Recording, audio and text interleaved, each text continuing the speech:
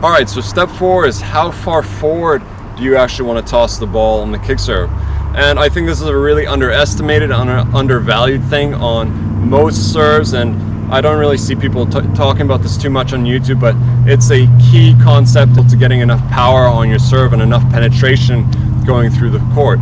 Because the further you toss the ball forward, typically what happens is that if you are focused, your body will naturally follow into the ball and to try to make contact with it. And in that case, you're gonna get a lot more energy transfer going into the ball, giving you that extra power and penetration on your serve. Now, like the toss back over your head, you're gonna wanna play around with this and kind of figure out what works for you.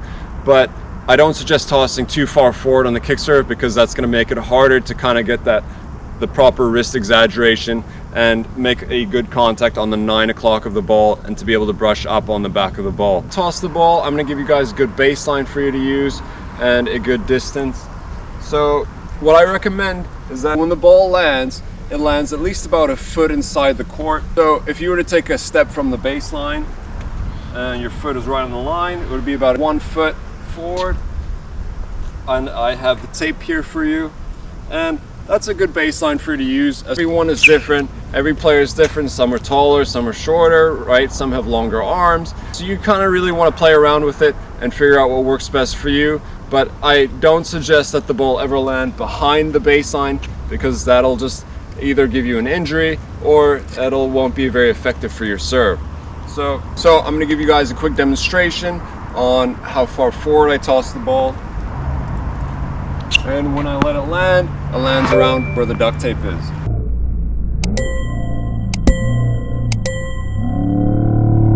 And I'll give you another example, another demonstration. When I toss it up,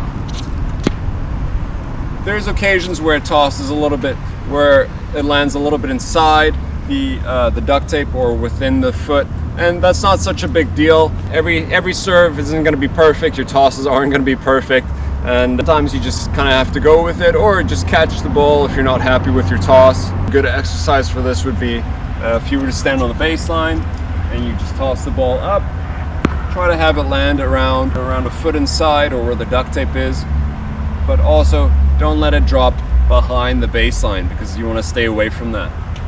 So you toss the ball up and make sure it lands around where the duct tape is. I can't recommend this enough. If you're not happy with your toss, just catch the ball.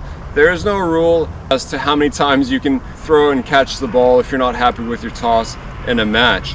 Now, obviously you don't want to do it too much out of respect for your opponent, but as far as I know, I don't know of a rule that exists like that. Here's another demonstration of me as to how far forward I toss the ball.